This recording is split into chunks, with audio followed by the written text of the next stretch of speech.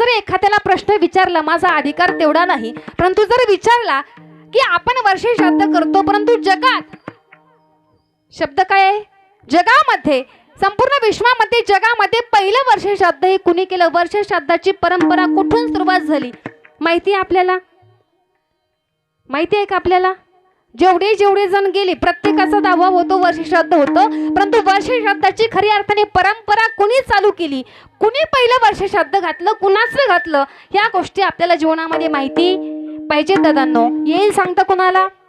कुणी घातलं पहिलं वर्षे श्राद्ध? दशरथ राजाने. कुणाचं घातलं? नाही माहिती. दशरथांचे वडील अजराजा. परंतु ही परंपरा इथून नाही. कोणी म्हणेल दशरथाने घातलं, कोणी म्हणेल प्रभू रामचंद्राने घातलं, कोणी कोणी म्हणतं की सीतामय्याने केलं होतं दशरथाचं वर्षे श्राद्ध. परंतु ही जी परंपरा आहे, ही परंपरा इथून सुरुवात झालेली नाही दादा. कथा कल्पतरू नावाचा ग्रंथ आहे, त्याच्यामध्ये विस्तारपूर्वक त्या ठिकाणी वर्णन आलेलं आहे की स्वयंभू मनू आणि त्यांची पत्नी असणारी शतरूपा राणी, स्वयंभू मनू आणि त्यांची पत्नी असणारी शतरूपा राणी, त्यांच्या वंशामध्ये दत्तराज नावाचं एक त्या ठिकाणी राजा होऊन गेला, किंवा दत्तगुरु नावाचं एक त्या ठिकाणी काय होऊन गेला, दत्तात्रय नावाचा राजा होऊन गेला. आणि तो राजा, त्याचं असणारा त्याला एक तिमी नावाचा मुलगा झाला. त्या तिमी नावाच्या मुलाने त्या ठिकाणी त्याला श्रीकांत नावाचा एक मुलगा झाला. आणि श्रीकांताच्या मुलाने त्या ठिकाणी प्रथम असणारं वर्षे श्राद्ध त्याचं केलं. कशा पद्धतीने केलं? जो श्रीकांत होता त्याने तपश्चर्या केली. पूर्वीच्या काळामध्ये आयुष्य मर्यादा ही भरपूर होती. तपश्चर्या केली तर ते तप साधं सुद्धा नव्हतं. त्याने 1000 वर्ष तपश्चर्या केली. किती दिवस? श्रीकांतने 1000 वर्ष तपश्चर्या केली. आणि 1000 वर्ष तप केल्यानंतर सुद्धा त्याला मृत्यू आला दादानो. एक दिवस त्याचा मृत्यू झाला. त्याच्या मुलाला फार वाईट वाटलं की माझ्या वडिलांनी माझ्यासाठी भरपूर कमवून ठेवलं, परंतु मला माझ्या वडिलांसाठी, माझ्या बापासाठी काही करता आलं नाही. परंतु आता ते निघून गेले, मग आता त्यांच्यासाठी काय केलं पाहिजे? मला सांगा, एकदा वडील आपल्यामधून निघून गेल्याच्या नंतर आपण संपत्तीवरती पाठवू शकतो का? आपण धन दौलतवरती पाठवू शकतो का? पाठवू शकत नाही. पाठवू शकत असाल तर ते काय असतं? फक्त आणि फक्त पुण्यकर्म असतं. वाईट वाटलं की काय केलं पाहिजे, काय केलं पाहिजे, म्हणून त्यांनीच आपल्यासारखं ब्राह्मण देवतेची वेळ घेतली. ब्राह्मण देवतेने सांगितलं, तुझी इच्छा असेल ना की अजूनही तुला तुझ्या वडिलांसाठी काहीतरी करायचंय, दुःख वाटतंय ना तुला वडील गेल्याचं, जर काहीतरी करायची इच्छा असेल तर तुझ्या वडिलांच्या नावाने एक यज्ञ कर. पूर्वीच्या काही कीर्तनं नव्हती. सांगितलं वडिलांच्या नावाने यज्ञ कर. त्या यज्ञामधलं पुण्य वडिलांना पाठवल्यानंतर त्या ठिकाणी त्यांना काहीतरी चांगली असणारी सद्गती प्राप्त होईल, सद्गती लाभेल. तो म्हटला ठीक आहे. त्यांनी सर्व संविधा जमा केली. सर्व जे साहित्य सांगितलं होतं ब्राह्मण देवतांनी ते सर्व जमा केलं आणि यज्ञ आरंभ केला. यज्ञ संपूर्ण झाला. यज्ञ पूर्ण झाला. त्या ब्राह्मण देवतेने आपली दक्षिणा घेतली आणि आपल्या घरी निघून गेले. परंतु आता त्या श्रीकांतचा मुलगा विचार करू लागला की मी या ठिकाणी यज्ञ कर्म केलं, परंतु वडिलांच्या नावे असा कुणी यज्ञ याच्या अगोदर कुणीही केला नाही. मनामध्ये प्रश्न उत्पन्न झाला, हे मी चांगलं केलं की वाईट केलं? माझ्या हातून काही चुकलं तर नसेल ना? हे यज्ञामध्ये जे काही पुण्य एकत्रित झालं हे माझ्या वडिलापर्यंत गेलं असेल का? मी काही चुकी तर काही केली? जोपर्यंत ब्राह्मण जवळ होता तोपर्यंत काही वाटलं नाही, परंतु हा यज्ञ जो केला मी, हा विश्वामध्ये कुणीही केला नाही, पहिल्यांदा मीच केलाय. मग हे चांगलं घडलं की वाईट घडलं? स्वतःच्या मनामध्ये शंका यायला लागली. आणि दुसरी जास्त भीती त्याला या गोष्टीची वाटत होती, ज्या दिवशी त्याने यज्ञ प्रारंभ केला होता तो दिवस होता अमावस्येचा. आता आपण सगळ्यात जास्त कशाला घाबरतो? आपल्या जीवनामध्ये 2 असतात. काय असतात? अमावस्या आणि पौर्णिमा. हे आपल्याला सोडित नाही. जन्म झाल्यापासून आपल्यासोबत आहेत आणि मरेपर्यंत सुद्धा अमावस्या पौर्णिमा सोबत असतात. मग जास्त भीती वाटायला लागली. यज्ञ प्रारंभ केला त्या दिवशी अमावस्या होती, मग काही चुकी तर झाली नाही का? मग भीतीपोटी त्यांनी भगवंताची आराधना चालू केली. भगवान दत्तात्रयाचं नामचिंतन त्या ठिकाणी चालू केलं. भगवंत त्या ठिकाणी प्रसन्न झाले आणि सांगितलं, घाबरू नको. हे जे कर्तव्य कर्म म्हणून तुझ्या वडिलांसाठी जो यज्ञ केला ना, याच्या अगोदर कुणी केला नाही. परंतु ऐक, तू हा यज्ञ करावा अशी आमची इच्छा होती. तू फक्त निमित्त मात्र आहेस. तुला बुद्धी देणारा कोण आहे? भगवंत आहे. घाबरू नकोस, रडू नकोस, भीती वाटू देऊ नकोस, कारण की तुझ्या यज्ञाच्या फलाने फक्त तुझे वडीलच नाही, इथून पाठीमागचं जी तुझी वंश परंपरा आहे, कुळ परंपरा आहे ना, सर्व कुळ परंपरा मुक्त झालेली आहे. त्याच्यामुळे तू घाबरू नको. म्हणजे सांगण्याचं तात्पर्य, प्रथम वर्ष श्राद्ध हे श्रीकांतच्या मुलाने त्या ठिकाणी केलं. कुणाचं केलं तर पहिलं वर्ष श्राद्ध जे आहे ते श्रीकांत झालं. विठला विठला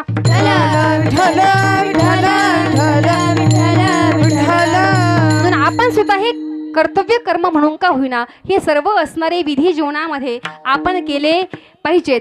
आणि हे विधी करत असताना सुद्धा भगवंताचं नामचिंतन आपण आपल्या जीवनामध्ये केलं पाहिजे. कारण की दादांनो, कधी आपला देह पडेल हे मात्र आपण सांगू शकत नाही. भगवंताचं नामचिंतन करा म्हटलं की आपण म्हणतो आज घेऊ उद्या घेऊ. देवाचं नाव घ्यायला काय आम्ही म्हातारे झालो का? कोण म्हणतं असं? लोक नाही म्हणत. लोक म्हणजे दुसरं तिसरं कुणी नसतं. लोक म्हणजे कोण असतो? लोक म्हणजे आपणच असतो. आपणच म्हणतो की देवाचं नाव घ्यायला, कीर्तन प्रवचन ऐकायला आम्ही काही म्हातारे झालो नाही. पण ऐका, आपण परमार्थ करण्यासाठी म्हातारेच हो याची गॅरंटी आपण देऊ शकत नाही. कारण की कधी काय आपल्यावरती झडप घालेल हे आपल्याला माहिती नाही. म्हणून संत तुकोबाराय सांगतात की बाबा, या ठिकाणी ज्या मृत्यूलोकामध्ये तू जन्माला आला ना, या जन्मामध्ये या मृत्यूलोकामधलं जर आयुष्याची मर्यादा जर आपण पाहिली तर सांगून जातात की अल्प आयुष्य मानव देह शत गणिले ती अर्धरात्र खाय, मध्ये बालत्व पीडा रोग क्षय, काय भजनाचे उरले ते पैगा. 100 वर्षाचं गणित केलं त्याच्यामध्ये कधी आपला देह पडेल हे मात्र आपण सांगू शकत नाही. बरं, आपलं जे जीवन आहे आपण भगवंताचं चिंतन करत नाही, परमार्थ करत नाही. मग तुकोबाराय अशा लोकांना उपदेश करतात, बाबांनो, जीवनामध्ये इथून पाठीमागे जर नसल भगवंताचं चिंतन केलं, नाही परमार्थ केला तरी खेद वाटू देऊ नका. परंतु इथून पुढचं जे आयुष्य आहे ते तरी भगवंताच्या चिंतनामध्ये घालवा. अभंगाचं प्रथम चरण. आता तरी पुढे हाची उपादेशा, आता तरी पुढे हाची उपादेशा, आता तरी पुढे हाची उपदेशा, आता तरी पुढे हाची उपदेशा, आता तरी पुढे हाची उपादेशा, आता तरी पुढे हाची उपादेशा, आता तरी पुढे हाची उपदेशा,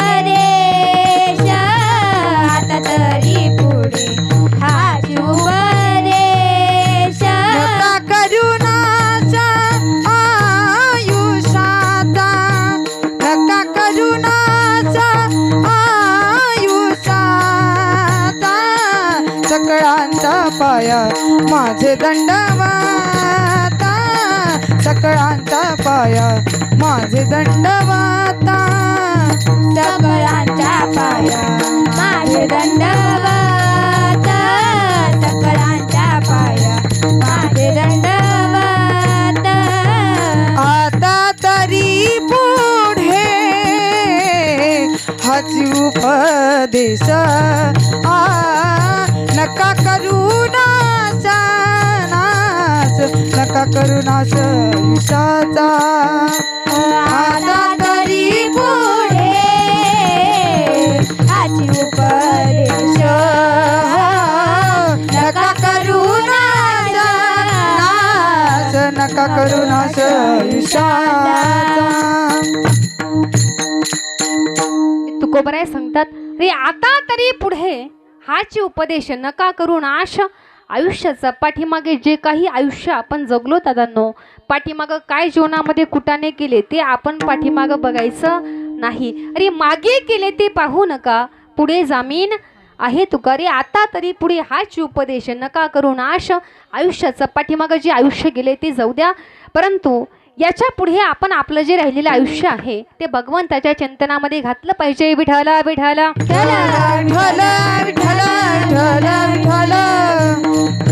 कारण की कोण कधी जाईल हे आपण सांगू शकत नाही. ती सत्ता आपल्या हातामध्ये नाही दादांनो. मी सुरुवातीलाही सांगून गेले, जन्माला आलेला प्रत्येक जीव हा एक ना एक दिवस जाणार आहे. ज्याचा जन्म झाला त्याचा वर्षश्राद्धही 100% होणार आहे दादांनो. याच्यामध्ये आपण हस्तक्षेप करू शकत नाही. फक्त भगवंताचं नामचिंतन जीवनामध्ये आपण अंतःकरणापासून करू शकतो. कारण की जेवढे जेवढे आले त्या प्रत्येकाला जायचंय. राजालाही जायचंय, रंकालाही जायचंय. अरे आया है सो जाएगा, राजा रंक फकीर, कोई सिंहासन चढ़ गया, कोई बांधे जंजीर. या ठिकाणी या मृत्यूलोकामध्ये आलेले धनवंत गेले, गुणवंतही गेले, कीर्तिवंतही गेले, यशवंतही गेले आणि भगवंतही अवतार घेऊन जन्माला आले. भगवंत सुद्धा गेले दादांनो. या ठिकाणी जेवढे जेवढे आले प्रत्येकाला जायचे. अरे आजा मेला पंजा मेला, बाप मसनात गेला, देखत देखत नातू पंतू तोही तैसा झाला.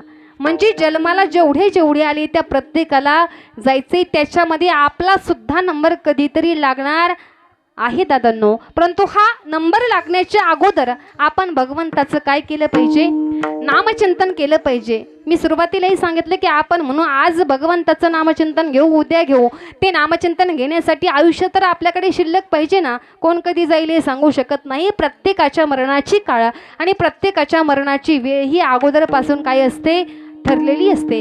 इसवी सन पूर्व सिकंदर नावाचे राजे होऊन गेले आणि शेवटच्या क्षणाचे त्यांचे शब्द आहेत. इसवी सन पूर्व सिकंदर नावाचे राजे होऊन गेले. पूर्वीच्या काही डॉक्टर लोक नव्हती, दवाखाने नव्हती, मोठे मोठे वैद्यराज असायचे. काही वैद्यराज त्यांच्या जवळ होते. एका वैद्यराजाचा हात पकडला आणि सांगितलं, वैद्यराज मी माझं अर्ध राज्य तुम्हाला दान देतो, पण फक्त 5 मिनिटं माझं आयुष्य वाढवा. किती मिनिटं? 5 मिनिटं. कुणाला म्हणाले? वैद्यराजाला म्हणाले, माझं अर्ध राज्य मी तुम्हाला दान देतो, फक्त 5 मिनिटं माझं आयुष्य वाढवा. अजून 5 मिनिटं मला जगण्याची इच्छा आहे. का असं वाटलं? का असं बोलले? कारण की शेवटच्या क्षणी माणसाला मृत्यू हा कळतो. माणसाला मृत्यू हा कळतो. यम हा समोर उभा दिसतो. शेवट मरण हे माणसाला कळतं दादांनो. मरण हे कळून आलं की काही मिनिटामध्ये आता आपला मृत्यू हा अटळ आहे, जायचंय, मरणार आहे मी. म्हणून वैद्यराजाला विनंती केली, फक्त आणि फक्त 5 मिनिटं माझं आयुष्य वाढवा, अर्ध राज्य दान देतो. वैद्यराज म्हटले, राजे अहो कुठल्या भ्रांत कल्पनेमध्ये जीवन जगताय तुम्ही? अहो अर्ध राज्य काय, तुम्ही तुमचं पूर्ण राज्य जरी मला दान स्वरूपामध्ये दिलं ना, अहो 5 मिनिटं काय हो, एक अर्धा मिनिटं 2 सेकंद सुद्धा मी तुमचं आयुष्य वाढवू शकत नाही. का? कारण की ती सत्ता माझ्या हातामध्ये नाही. म्हटले ठीक आहे, नाही माझं आयुष्य वाढवू शकत ना, पण मी ज्यावेळेस माझा देह पडेल, माझी अंतयात्रा निघेल. लक्षपूर्वक ऐका. सिकंदर राजे सांगतात, माझा देह पडेल ना, माझी अंतयात्रा निघेल, त्यावेळेस माझी अंतयात्रा चालत असताना ती आगळ्या वेगळ्या पद्धतीने काढा. मी जन्म झाल्यापासून मरेपर्यंत म्हणजे मृत्यूच्या क्षणापर्यंत, आत्ताच्या क्षणापर्यंत जेवढी संपत्ती कमवली, त्यामध्ये हिरी असतील, माणिक असतील, मोती असतील, सुवर्ण असेल, ती सर्व संपत्ती एका बाजूला. जेवढं सैन्य माणसं मी कमवली, ती सर्व माणसं एका बाजूला, सैन्य एका बाजूला, हत्ती एका बाजूला, घोडे एका बाजूला, अशी माझी अंतयात्रा काढा. आणि महत्त्वाची गोष्ट म्हणजे ज्यावेळी मला तिरडीवरती बांधाल ना, त्यावेळी माझे दोन्ही हात मोकळे सोडा. माझे हात त्या तिरडीवरती बांधू नका. कारण विचारलं, का असं बोलता? का अशी अंतयात्रा काढायची? का तुमचे हात तिरडीवरती रिकामे सोडायचे? त्यांनी सांगितलं, मधोमध माझी अंतयात्रा असावी, माझे दोन्ही हात तिरडीवरती रिकामे असावे, एका बाजूने सर्व सैन्य असावं, सर्व पाहुणे मंडळी असावी, गणगोत असावं, एका बाजूला मी कमवलेली सर्व संपत्ती असावी. कारण मला इथून पुढच्या येणाऱ्या पिढीला सांगायचंय, इथून पुढच्या जगाला सांगायचंय, मी सिकंदर नावाचा राजा, मी स्वतःला राजा म्हणून घेत होतो. एवढी सर्व संपत्ती मी कमवली जी आत्ता माझ्या अंतयात्रेसोबत चालली, एवढी माणसं मी कमवली, एवढं सैन्य मी कमवलं, पण आता जात असताना हे सर्व फक्त रस्त्याने माझ्यासोबत स्मशानभूमीपर्यंत चाललंय. माझे हात कसे आहेत? रिकामे आहेत. मी दोन्ही हाताने रिक्त आहे, रिकामे हाताने मी आज चाललो आहे. तसं तुम्हाला सुद्धा जाताना रिकामे हाताने जायचंय. हे मला शेवटच्या क्षणी समजलं की जात असताना ही संपत्ती, हे सर्व नातेवाईक, हे सर्व सैन्य आपण काही सुद्धा जाताना सोबत घेऊन जाऊ शकत नाही. मला शेवटच्या क्षणी समजलंय, परंतु तुम्हाला लवकर समजावं म्हणून अशा पद्धतीने माझी अंतयात्रा काढा. आपण सुद्धा रिकामे हाताने जन्माला येतो आणि रिकामे हाताने आपल्याला जायचं असतं असं आपण म्हणतो दादांनो. परंतु लक्षपूर्वक ऐका, मनुष्य हा रिकामे हाताने जन्माला येतही नाही आणि रिकामे हाताने जात सुद्धा नाही. काय काय म्हणाल ताई? रिकामे हाताने जन्माला येत नाही आणि जातही नाही असं म्हणता, किंवा रिकामे हाताने येतही नाही, जात नाही असं कसं बोलू शकता?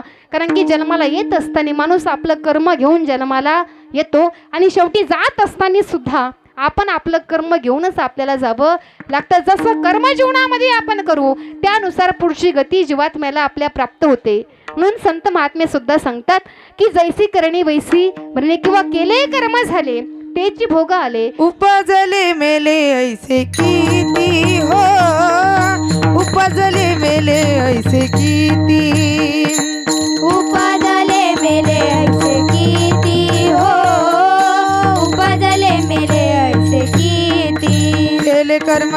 झाले त्याची भोगाले केले कर्म झाले त्याची भोगाले केले कर्म झाले त्याची भोगाले केले कर्म झाले त्याची भोगाले उपजले मेले ऐसे किती हो उपजले मेले ऐसे किती उपजले मेले ऐसे किती हो उपजले मेले ऐसे किती.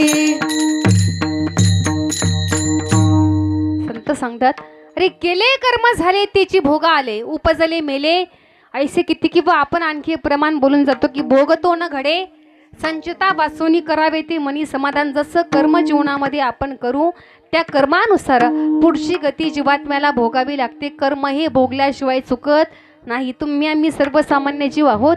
कर्म हे भगवंताच्या बापाला सुद्धा चुकलं नाही. संत महात्मे सांगून गेले की कर्मे दशरथ वियोगे मेला कर्मे श्रीराम वनवासा गेला कर्मे रावण क्षय पावला वियोग घडला सीतादेवी कर्मे मनमथ झाला से राग. प्रभू रामचंद्राची वडील असणारी दशरथ राजा 4 मुलं होती. किती? 4 मुलं असून सुद्धा 4घे पुत्र राजा दशरथा अंतसमयी एकही नव्हता. अंतकाळी राम राम राम म्हणून प्राण त्यागावा लागला. याच्या पाठीमागे त्यांचं तसं काय होतं? कर्म होतं. कर्म हे भगवंताला सुद्धा चुकलं नाही. ज्यावेळेस प्रभू रामचंद्रांचा 14 वर्षाचा वनवास हा पूर्ण झाला. लक्षपूर्वक ऐका. कर्म हे भगवंताला सुद्धा चुकलं नाही. कथाभाग सर्वांना ज्ञात असेल. 14 वर्षाचा वनवास पूर्ण झाला. प्रभू रामचंद्र सीता माता लक्ष्मण भैया यांच्या सहित अयोध्येमध्ये आले. अयोध्येमध्ये आल्याच्या नंतर राज्याभिषेक सोहळा संपन्न झाला आणि राज्याभिषेक सोहळा झाल्यानंतर लोकांच्या बोलण्यावरून आणि ऐकण्यावरून प्रभू रामचंद्राने आपल्या पत्नीचा त्याग केला. म्हणजे सीता मैयाचं काय केला?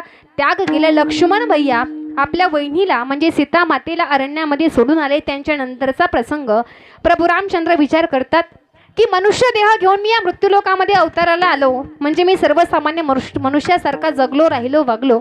परंतु या ठिकाणी मी सुद्धा काहीतरी कर्तव्य कर्म म्हणून करायला पाहिजे की पाठीमागची पिढी सुद्धा मी जे आचरण करेल तशा पद्धतीने वागेल.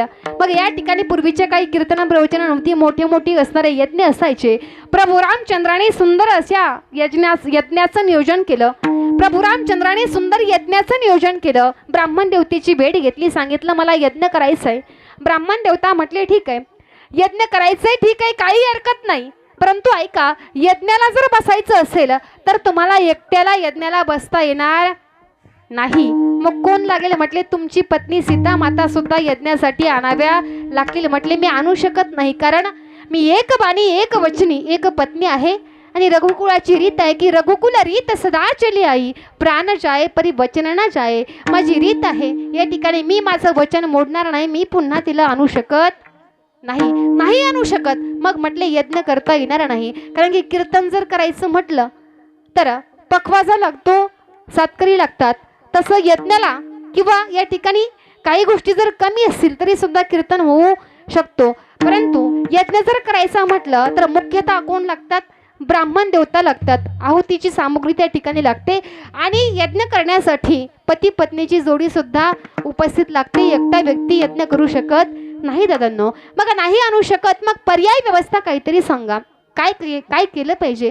पर्याय व्यवस्था ब्राह्मण देवतेने सांगितली काही नाही. तुमच्या पत्नीची सीता मातीची एक सोन्याची मूर्ती बनवायची. ती मूर्ती जवळ ठेवायची आणि यज्ञामध्ये आहुती द्यायची. पण ऐका प्रभू आज बनवलेली मूर्ती उद्याच्या पूजेला चालणार नाही. आपण सुपारी किती पूजेला वापरतोय आपल्यालाच माहिती.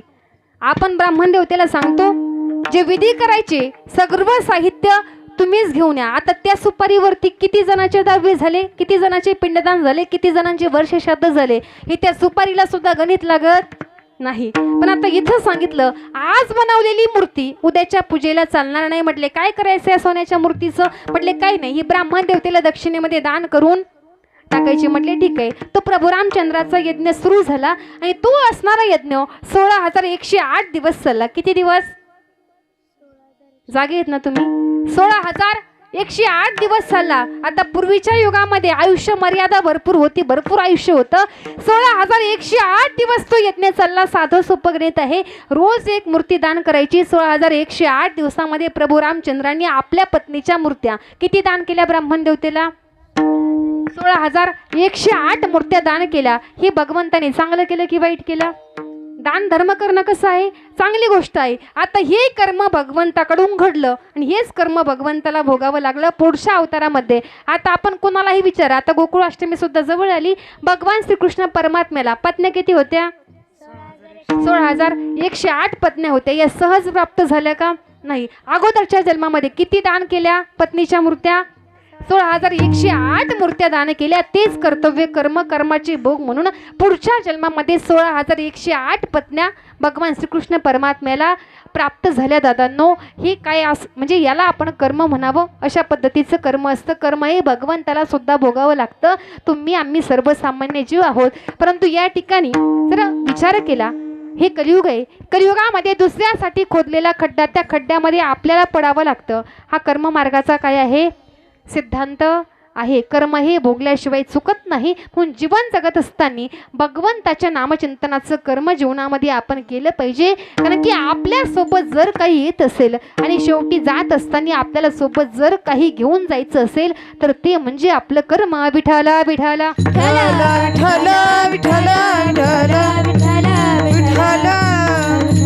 सुभाषितकार सुद्धा सांगतात की रे धनाने भूम पशवश्य गोष्टी भार्य गृहद्वारे जन स्मशाने देहश्चितायाम परलोक मार्गे कर्मानुगो गच्छती चिवैका.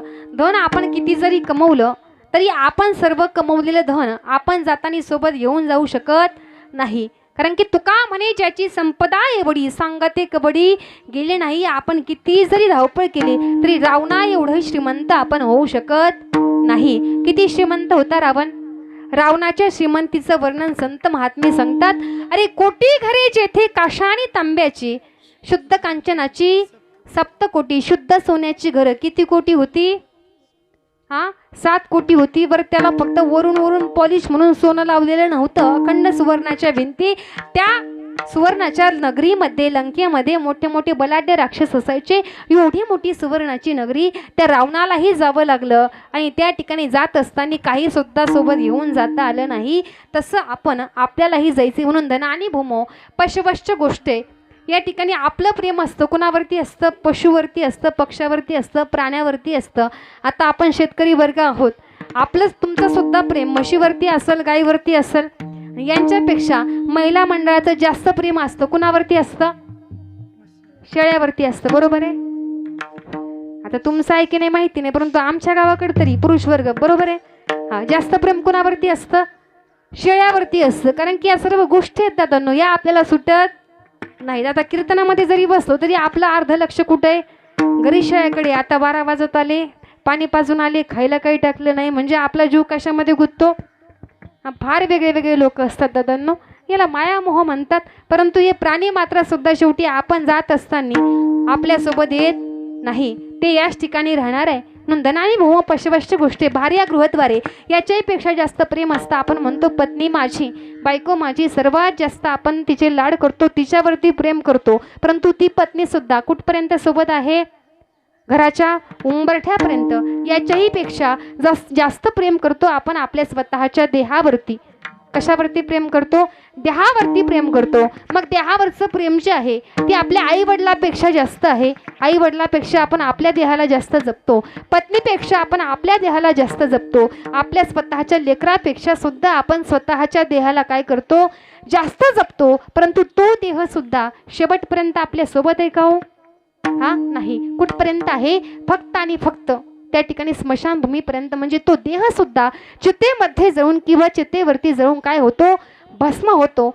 आणि शेवटी आपल्यासोबत जर काही येत असेल तर ते चांगलं वाईट आपलं असणारं कर्म. म्हणून संत महात्मे सांगतात की भगवंताच्या नामचिंतनाचं आपण जीवनामध्ये कर्म केलं पाहिजे. विठाला विठाला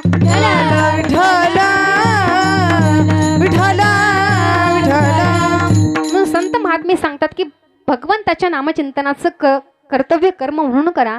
भगवंताचं नामचिंतन करा. याच्यापेक्षा वेगळं सोपं साधन दुसरं असणारं काहीच नाही. आणि याच्यापेक्षा वेगळा असणारा उपदेश नाही. जीवनामध्ये आपलं आयुष्य चाललंय दादांनो. जन्माला आल्यापासून मृत्यूपर्यंत आपण उचलून टाकलेला प्रत्येक पाऊल आपण काळाच्या दिशेने चाललेलो आहोत, फक्त ते आपल्या लक्षामध्ये येत नाही. एक तळं होतं, त्या तळ्यामध्ये बेडूक माहिती आहे सर्वांना, बेडकी म्हणतो आपण. बेडूक हा प्राणी पाण्यामध्ये राहतो आणि पाण्याच्या बाहेर सुद्धा राहतो. त्या तळ्यामध्ये एक बेडूक होता. त्या पाण्यावरती छोटे छोटे कीटक असतात ना, ती असणारं बेडूक ते कीटक खाण्याकरता धावत होतं. त्या पद्धतीने आपली अवस्था आहे बघा.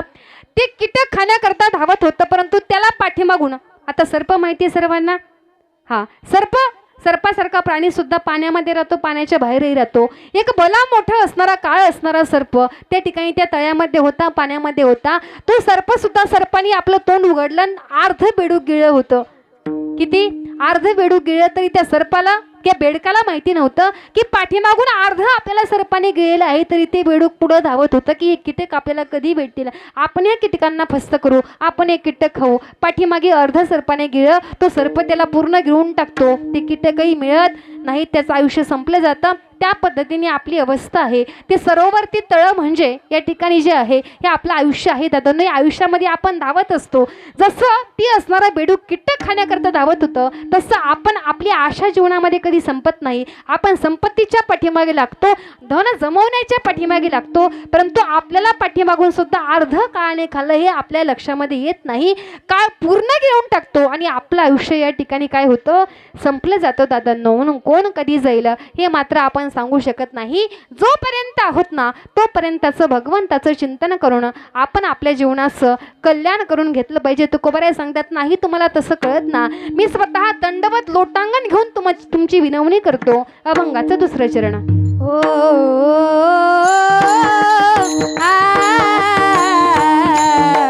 सकळांच्या पायी माझे दंडवत. हो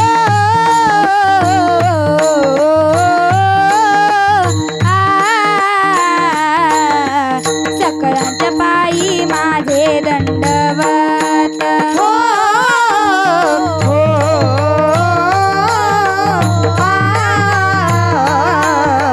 सकळांच्या पाया माझे दंडवत. हो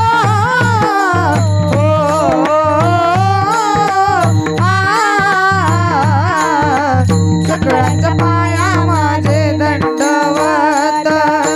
आपुल्याले चित्त शुद्ध करा, आपुल्याले चित्त शुद्ध करा, आपुल्याले चित्त शुद्ध करा, आपुल्याले चित्त शुद्ध करा, आपुल्याले चित्त शुद्ध करा, आपुल्याले चित्त शुद्ध करा. ओ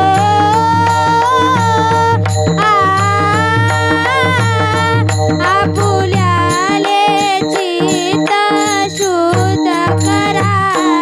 हो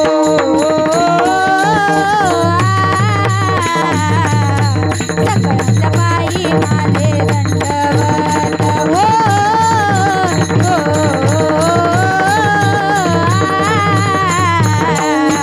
सकळांच्या पायी माझे दंडवत. हो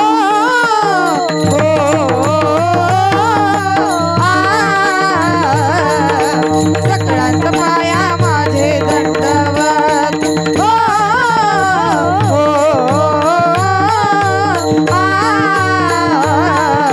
सकळांच्या पाया माझे दंडवत, माझे दंडवत, माझे दंडवत. सकळांच्या पाया माझे दंडवत, आपुलाले चित्त शुद्ध करा. पण तुकोबाराय सांगतात, ही विनंती करून सगळ्यांना दंडवत घालून सांगतो की आपलं चित्त शुद्ध करा आणि शुद्ध चित्ताने भगवंताचं नामचिंतन करा. कारण की हित ते करावे देवाचे चिंतन. आपलं हित जर सर्वांचं कशामध्ये असेल तर ते म्हणजे फक्त आणि फक्त भगवंताच्या चिंतनामध्ये आहे. असो वारकरी संप्रदायाच्या नियमाप्रमाणे दंडकाप्रमाणे आपण सर्वजण वारकरी भजन घेऊ. त्यासाठी महिला वर्ग पुरुष वर्ग सर्वांनी आपले दोन्ही हात वरती करून भगवंताचं चिंतन करायचे. विठोबा रखुमाई, विठोबा रखुमाई, विठोबा रखुमाई, विठोबा रखुमाई, विठोबा रखुमाई, विठोबा रखुमाई, विठोबा रखुमाई, विठोबा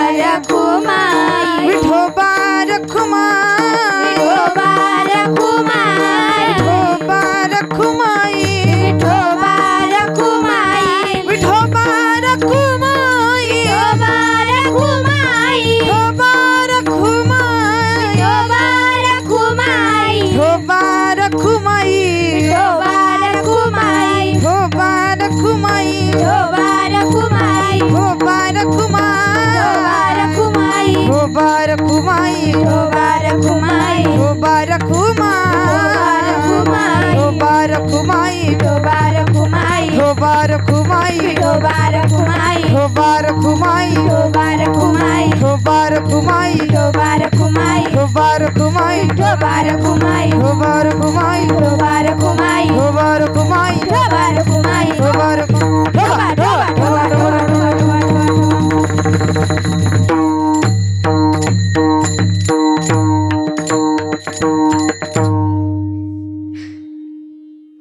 असो म्हणून तुकोबाराय सांगतात की हित ते करावे देवाचे चिंतन करून या मन एकविध आपलं मन जे आहे ते एकनिष्ठ करा एकाग्र करून भगवंताचं चिंतन केलं पाहिजे. तुका म्हणे हित होय तो व्यापार किंवा तुका म्हणे लाभ होय तो व्यापार करा काय फार शिक बाबे. तुकोबाराय सांगतात की मीही सर्वसामान्य आहे, तुम्ही हुशार लोक आहात, मी सर्वसामान्य जीव. या ठिकाणी तुम्हाला काय शिकवणार की भगवंताचं चिंतन करा.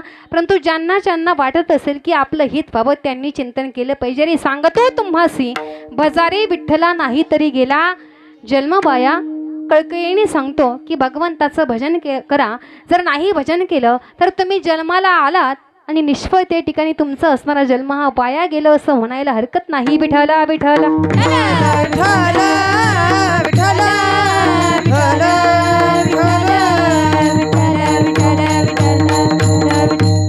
या गोष्टी जीवनामध्ये आपण करतो, परमार्थ करतो, भगवंताचं चिंतन करतो. परंतु याच्यासोबतही या ठिकाणी काही गोष्टी करणं गरजेचं आहे.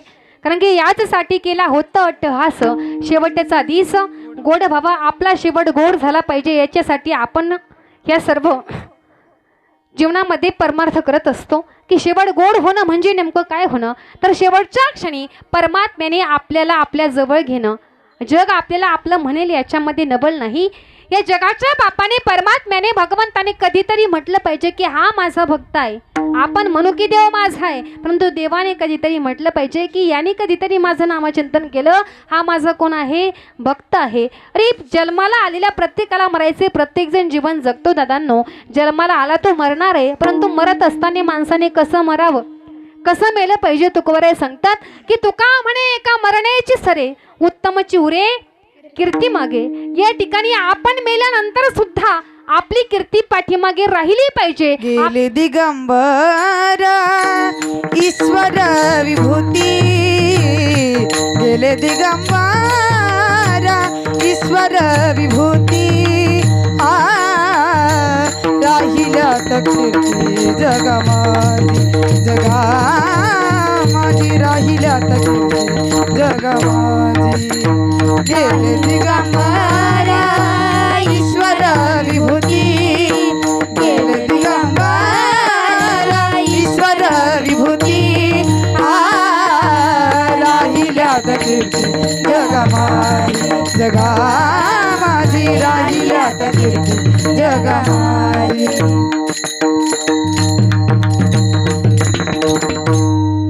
गेले दिगंबर ईश्वर विभूती राहिल्या त्या कीर्ती जगा. म्हणजे आपण गेल्यानंतर आपली कीर्ती पाठीमागे शिल्लक राहिली पाहिजे. नाही आपल्यासाठी संपूर्ण जग रडलं, किमान आपला तालुका तरी रडला पाहिजे, जिल्हा तरी रडला पाहिजे. नाही तालुका जिल्हा रडला, किमान आपल्या गावामधल्या लोकांना तरी वाईट वाटलं पाहिजे. नाही गावामधल्या लोकांना वाईट वाटलं, किमान आपल्या घरामधले सुद्धा रडले पाहिजे. घरामधले रडतेच दादांनो, कारण की मोह असतो त्या ठिकाणी. परंतु काही काही ठिकाणी जर जास्तच घरामधल्या व्यक्तींना त्रास दिला असेल तर न रडणारे लोकसुद्धा समाजामध्ये आपल्याला बघायला मिळतात दादांनो. म्हणजे सांगण्याचं तात्पर्य की आपण असं काहीतरी करून जायचं की आपण गेल्यानंतर आपली कीर्ती पाठीमागे राहिली पाहिजे. काही काही म्हणतील ताई मेल्यानंतर सुद्धा माणसाची कीर्ती पाठीमागे कशी काय राहू शकते, कुणाची राहिली, संत महात्म्यांची राहिली. ज्ञानोबाराय तुकोबाराय संत महात्मे जे आहेत त्यांची कीर्ती चंद्रसूर्य असेपर्यंत जगामध्ये अजर अमर आहे. जे आपल्या भारत मातेची सेवा करतात ते जरी आपल्यामधून ते शहीद असणारे जवान निघून गेले, शहीद झालेले, तरी त्यांची चंद्रसूर्य असेपर्यंत या जगामध्ये काय राहते, पाठीमागे कीर्ती राहते. नावाने ते पाठीमागे काय आहेत, शिल्लक आहेत दादांनो. ज्यांनी आई वडिलांची सेवा केली त्यांची सुद्धा कीर्ती चंद्रसूर्य असेपर्यंत जगामध्ये अजर अमर राहते दादांनो. कोणाची राहिली, झोपले नाही ना तुम्ही? आई वडिलांची सेवा केल्याच्या नंतर कुणाची कीर्ती पाठीमागे शिल्लक राहिली, कुणाचं नाव येतं आपल्या डोळ्यासमोर? हा, भक्त पुंडलिकाचं. काय केलं होतं भक्त पुंडलिकाने? आई वडिलांची काय केली होती, सेवा केली होती. म्हणजे आई वडिलांची जरी अंतःकरणापासून सेवा केली तर पाठीमागे आपली कीर्ती राहते दादांनो. कारण की माय बाप केवळ काशी त्याने न जावे तीर्थाशी. हे 2 तीर्थ ज्याच्या घरामध्ये आहेत ना त्यांना चारीधाम यात्रा करायची गरज नाही. नाहीतर आपण चारीधाम यात्रा गेली, पंचरत्न हरिपाठ पाठ आहे, ज्ञानेश्वरीचे पारायण, गावामधल्या कुठल्या सप्ताहाचं वर्षश्राद्धाचं कीर्तन सुद्धा सोडलं नाही. आळंदी पंढरपूरची महिन्याची वारी करतो आणि एवढं सर्व असून जर आपल्या घरामध्ये आई वडिलांना व्यवस्थित बोलत नसेल तर त्या ठिकाणी या सर्व परमार्थावरती काय आहे दादांनो, पाणी आहे. जोपर्यंत आई आणि वडील हे जिवंत आहेत तोपर्यंत त्या ठिकाणी त्यांची सेवा जीवनामध्ये आपण केली पाहिजे. आज डोक्यावरती आलेला सूर्य जर मावळला ना तो दुसऱ्या दिवशी पुन्हा उगवेल. पण एकदा का माती आड गेलेले वडील आणि मातीच्या आड गेलेली आई जी आहे ती पुन्हा आपण लाख जरी प्रयत्न केले की ती आईसोबत आपल्याला बोलायचंय, त्या वडिलांसोबत आपल्याला बोलायचंय, त्या वडिलांना आपल्याला बघायचंय, आपण नाही पाहू शकत. कारण की हे असणार पुन्हा नाही पाहू शकत, नाही दिसू शकत दादांनो. त्यांना आपण फक्त फोटोमध्ये पाहू शकतो. म्हणून जोपर्यंत जिवंत आहोत ना तोपर्यंत त्यांची सेवा अंतःकरणापासून जीवनामध्ये केली पाहिजे. कारण की पहा ते आपलं कर्तव्य कर्म सुद्धा आहे. विठाला विठाला विठ्ठल विठ्ठल विठ्ठल विठ्ठल विठ्ठल विठ्ठल. कारण की या आई आणि वडिलांच्या उपकारांमधून उत्तीर्ण होण्याचे आपण लाख जरी प्रयत्न केले तरी शब्द त्याने माणूस जो आहे तो त्यांच्या उपकाराची किंवा उपकाराची परतफेड जीवनामध्ये आपण करू शकत नाही. एखादा सुंदर वाजवत असेल तर लोक त्यांच्या कलेवरती प्रेम करतील. एखादा सुंदर गायक असेल, कोणी छान गात असेल तर लोक त्याच्या आवाजावरती प्रेम करतील. एखादाच व्यक्ती जर जास्त दिसायला सुंदर असेल तर लोक त्याच्या स्वरूपावरती प्रेम करतील. एखादा श्रीमंत असेल तर लोक आपल्या श्रीमंतीवरती प्रेम करतील, कलेवरती प्रेम करतील. परंतु ऐका, ज्यावेळेस ज्या आईने आपल्याला अजून बघितलं नाही, ज्या आईला त्या लेकराची कला माहिती नाही, ज्या दिवशी त्या आईला कळालं की मला बाळ होणार आहे, त्या लेकराचं मुख बघण्याच्या अगोदर त्या लेकराची कला माहिती नसून सुद्धा, कुठली कला माहिती नाही की कुठला कलाकार आपला मुलगा होणार आहे, तरी सुद्धा कधी त्या लेकराचं मुख तिने बघितलं नाही. ज्या दिवशी माहिती झालं तेव्हापासून नितांत प्रेम करते ती म्हणजे फक्त आणि फक्त कोण असते, आपली माता असते. आई एवढं प्रेम जगामध्ये विश्वामध्ये दुसरं कुणीही त्या लेकरावरती करू शकत नाही दादांनो. एखादी आईचा मुलगा मूर्ख असू द्या, एखाद्या आईचा मुलगा लंगडा असू द्या, आंधळा असू द्या, पांगळा असू द्या, लोळा असू द्या, मतिमंद असू द्या, मतिमंद लेकरावरती सुद्धा निस्वार्थ प्रेम करते ना, तिचं नाव काय आहे, आई आहे. या आईची उणीव जीवनामध्ये आपण कुणीही भरून काढू शकत नाही. विश्वमाऊली ज्ञानोबाराय, विश्वमाऊली ज्ञानोबाराय सुद्धा आई गेल्याची खंत व्यक्त करतात. माऊली म्हणतात की मी माझ्या जीवनामध्ये ज्ञानेश्वरी सारखा विराट ग्रंथ लिहिला, मी अमृता अनुभव लिहिला, मी रेड्याच्या मुखामधून वेद बोलवला, परंतु ही माझं सर्व ज्ञान बघण्याकरता माझं कोड कौतुक करणारी जी आई आहे, जी आईने माझ्या डोक्यावरून हात फिरवला असता, ज्या आईला कौतुक वाटलं असतं माझं की हे सर्व मी केलं, ही कौतुक बघणारी माझी आई, माझी माता रुक्मिणी माता आज माझ्या जवळ नाही. माझे वडील विठ्ठलपंत हे माझ्या आज जवळ नाहीत. म्हणजे जे माऊली, जे विश्वमाऊली जगाची आई झाले, एवढा अधिकार संपन्न महात्मा, ते सुद्धा आईची आणि वडिलांची खंत आपल्या जीवनामध्ये करतात. हे आई वडिलांची जागा जीवनामध्ये दुसरं कोणीही भरू शकत नाही. जन्माला आल्यापासून मरेपर्यंत, शेवटच्या श्वासापर्यंत आपल्यावरती कितीही संकट येऊ द्या तरी सर्व संकट आपल्या पाठीशी घालणारे ते असतात फक्त आणि फक्त आपले आई वडील दादांनो. आपल्या लेकराच्या हितासाठी आपण आपल्या स्वतःचा मृत्यू सुद्धा ते स्वीकारतात. याचं ज्वलंत आणि जिवंत उदाहरण जर आपण पाहायचं असेल, आपल्याला माहिती आहे सर्वांना दादांनो, मी आत्ता बोलून गेले की विश्वमाऊली ज्ञानोबाराय ज्यावेळेस माऊली ज्ञानोबारांचे हाल केले दादांनो, त्यांना वाईमध्ये टाकलं. का टाकलं होतं याची कारणं सर्वांना माहिती आहेत. या ठिकाणी संन्यासाची कार्टी म्हणून त्या ठिकाणी तिरस्कार केला जात होता. का की अगोदर विठ्ठलपंतांनी संन्यास आश्रम त्या ठिकाणी धारण केला, पुन्हा गुरुच्या आज्ञेनुसार त्या ठिकाणी संन्यास आश्रमाचा त्याग केला, पुन्हा गृहस्थ आश्रमामध्ये आले आणि 4 अपत्यांना जन्माला घातलं. परंतु जसं त्या दोघांना त्रास झाला तसं आता ते ब्रह्मवृंद जे आहेत ते माऊली ज्ञानोबाराय, निवृत्तीदादा, सोपान काका, चिमुकली असणारी मुक्ताबाई यांना त्रास देऊ लागले. विठ्ठलपंत बोलतात की अहो चुकी माझी आहे, मला पाहिजे ती शिक्षा द्या, पाहिजे ती शिक्षा, पाहिजे ते प्रायश्चित्त मी घ्यायला तयार आहे. फक्त आणि फक्त माझ्या लेकराचं मौजी बंधन होऊ द्या, माझ्या लेकरांचं मौजी बंधन होऊ द्या. त्यांना जातीमध्ये घ्या, समाजामध्ये घ्या, त्यांना वाईमध्ये टाकू नका. परंतु नाही ऐकलं. त्या ठिकाणी पैठणच्या ब्रह्मवृद्धाकडे पाठवलं. अगोदर आळंदीमधल्या ब्रह्मवृद्धानेही सांगितलं की तुम्हाला शेवटचा पर्याय म्हणजे तुम्हाला देहांत प्रायश्चित्त घ्यावं लागेल. जर आमचं पटत नसेल तर पैठणच्या धर्मपीठाकडे जा आणि तिथं जो न्याय तुम्हाला देतील तसं तुम्ही करा. नंतर आम्ही त्यांना या ठिकाणी समाजामध्ये घेऊ, त्यांचं मौजी बंधनं करू. मला सांगण्याचं तात्पर्य की आपल्या स्वतःच्या लेकरासाठी मृत्यूला सुद्धा ते कवटाळतात दादांनो. पैठणमध्ये गेले, पैठणचे जे शक्तीपीठ आहे, धर्मपीठ आहे, त्या ठिकाणी न्याय दिला गेला की तुम्ही संन्यास घेऊन नंतर गृहस्थाश्रमामध्ये प्रवेश केल्यानंतर तुम्हाला मुलं झाली म्हणून तुम्हाला देहांत प्रायश्चित्त घ्यावं लागेल. त्याच्यानंतर तुमच्या मुलांना काय दिला जाईल? न्याय दिला जाईल. अरे हा कुठला न्याय? विठ्ठलपंत घरी आले, ही गोष्ट आपल्या पत्नीला सांगितली. सांगितलं, स्वामी तुम्ही जर देहांत प्रायश्चित्त घेत असाल तर माझा सुद्धा धर्म आहे की पतीच्या सोबत जाणं, मलाही देहांत प्रायश्चित्त घ्यायचंय. चिमुकले असणारे 4 भावंड, लहान लहान असणारे म्हणजे निवृत्ती दादा आहेत, सोपान काका आहेत, ज्ञाना आहे आणि या ठिकाणी छोटीशी असणारी 7 वर्षाची चिमुकली मुक्ताबाई, यांना झोपेमध्ये टाकलं. एक पत्र त्या ठिकाणी लिहून ठेवलं की तुम्हाला न्याय मिळावा म्हणून आम्ही देहांत प्रायश्चित्त या ठिकाणी घेत आहोत. हे पत्र तुम्ही पैठणच्या धर्मपीठाकडे घेऊन जा आणि शुद्धीपत्र त्या ठिकाणी घेऊन या आणि त्या ठिकाणी देहांत प्रायश्चित्त केलं दादांनो. मला सांगण्याचं तात्पर्य फक्त एवढंच आहे की जगाच्या पाठीवरती ती आई आणि वडील आपल्या लेकरावरती एवढं प्रेम करतात की स्वतःचा प्राण देतात. की का देतात?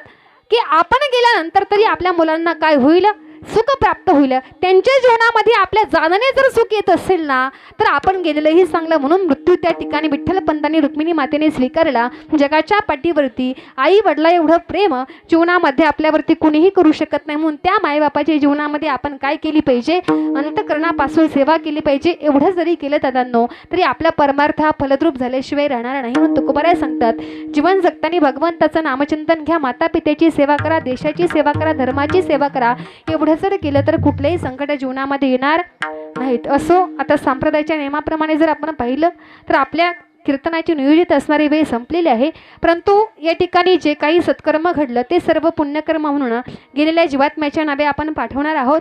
आत्ताची गती भगवंताने यांना दिली, याच्यापेक्षा उच्च असणारी गती भगवंत त्यांना देवो आणि भगवंतही त्यांना देतील. असो झालेली सेवा सर्व संतांच्या चरणी अर्पण करणार आहे. परंतु या ठिकाणी आळंदी तीर्थक्षेत्रामध्ये आमची श्री ज्ञानाई मुलींची वारकरी शिक्षण संस्था आहे. यांच्यासारख्या 130 मुली संस्थेमध्ये शिक्षण घेतात. त्या सर्वांनी फार सुंदर साथ केली. आमचे संस्थेचे विद्यार्थी मृदुंगाचार्य हरिभक्तपरायण, वेदांत महाराज सोसे हरिभक्तपरायण, या ठिकाणी आपल्या श्रीगोंद्याचं वैभव विकास महाराज अवसरे मृदुंग वाजवून अतिशय सुंदर साथ केली. माझे पती या ठिकाणी उपस्थित आहेत. अंतःकरणापासून यांचे आभार. बरेच मंडळी आपल्या बेलवंडी भागामधील जिज्ञासू व्यक्तिमत्व या ठिकाणी आहेत. अंतःकरणापासून या सर्वांचे आभार.